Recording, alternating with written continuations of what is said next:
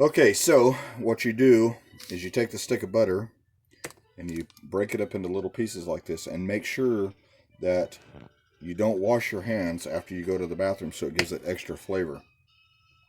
So you put it in there like this, break it up. Okay, so obviously before you put the butter in here, you're going to have your dry ingredients all mixed up and stirred up nice and even.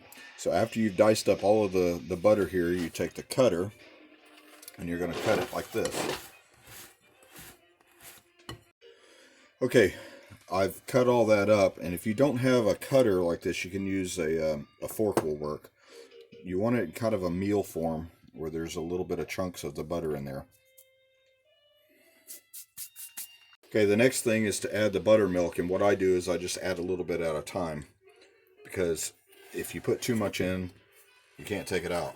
So obviously we don't have enough in there, so we'll put a little bit more at a time and put it in the middle, and then you stir from in there. Okay, so I've added this, and when you get to a point where it's a little dry over here, you just do a little bit at a time, and then you kind of roll it in there all the way around, because you want it to attach to the ball, if you will. All right. So I put sifted flour on the deal here, and then I drop that out. The thicker this is, that is the drier, and the thicker that it is, the taller your biscuits are going to be.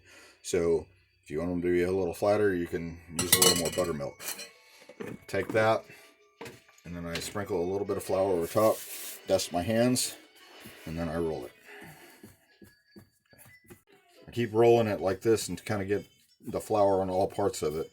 Make sure it's in the middle, otherwise it'll stick on your countertop.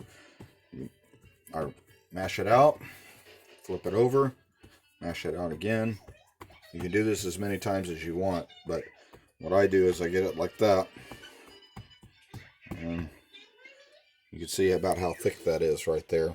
And then I take the biscuit cutter, cut me a biscuit, and this is about how thick it is, and then you put it on your tray. Once you've cut some biscuits, you may not have enough space to cut more, so you refold it. And the reason you fold it like that is because when you bake it, you fold it over like a sandwich, and then when you bake it, when they're done, they'll pop open where you can butter them.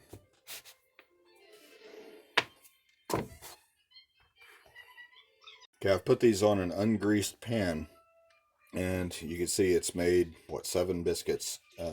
However, you can make however many you want with it, but if you want to double the recipe, you can. But I just put them on there like that and stick them in the oven.